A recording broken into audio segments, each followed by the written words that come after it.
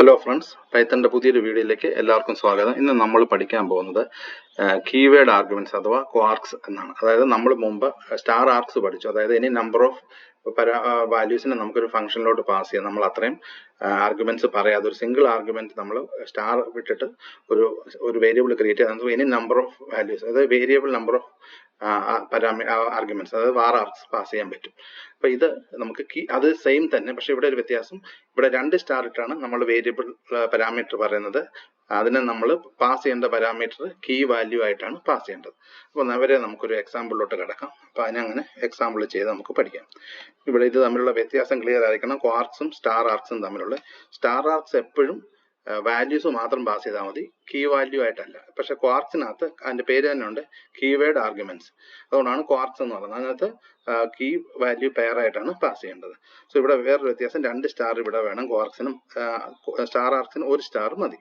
So നമ്മൾക്ക് ഇവിടെ ഒരു പ്രൈസ് ലിസ്റ്റ് എന്ന് പറഞ്ഞൊരു ഫംഗ്ഷൻ ഇവിടെ ക്രിയേറ്റ് ചെയ്യുന്നു. അതിനകത്ത് നമ്മൾ ക്വാർക്സ് പറയുന്നു. ഇവിടെ ക്വാർക്സ് എന്ന പേര് വേണ്ട, ഇവിടെ ഐറ്റംസ് ഒന്നും എല്ലാം പറഞ്ഞാൽ മതി. 2 സ്റ്റാർ ഇടണമെന്ന് മാത്രമേ നിർബന്ധമുള്ളൂ.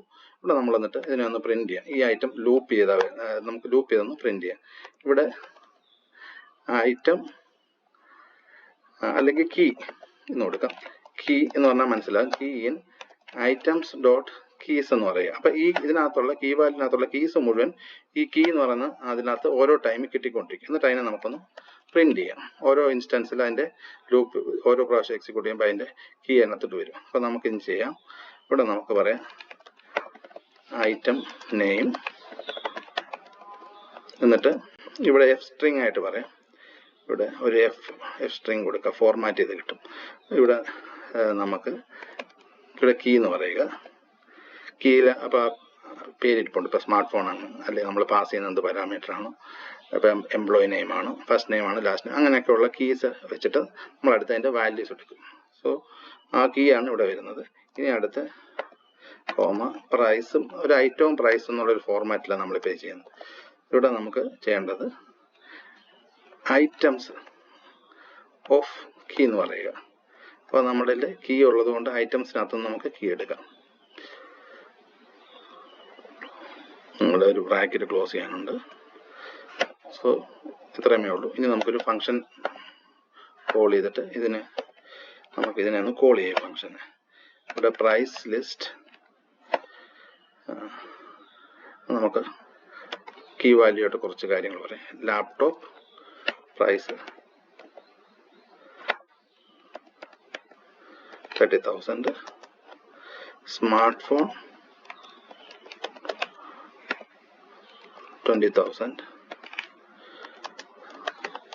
Smart watch 5,000. സോ ഇങ്ങനൊരു ലിസ്റ്റ് നമ്മൾ ഫംഗ്ഷനിലോട്ട് ഇങ്ങനെ ഒരു പാരാമീറ്റർ കീ വാല്യൂ പെയർ ആയിട്ട് പാസ് ചെയ്തു. കീ എന്ന് പറഞ്ഞാൽ laptop, smart phone, smart watch. Value എന്ന് പറയുന്നത് 30,000, 20,000, 5,000. ഇവിടെ നമുക്ക് ഈ കീസ് ആണ് കീയിലോട്ട് കിട്ടുന്നത്. അതായത് smart phone, laptop, smart watch എന്നുള്ളത് ഈ കീക്കകത്തോട്ട് കിട്ടും.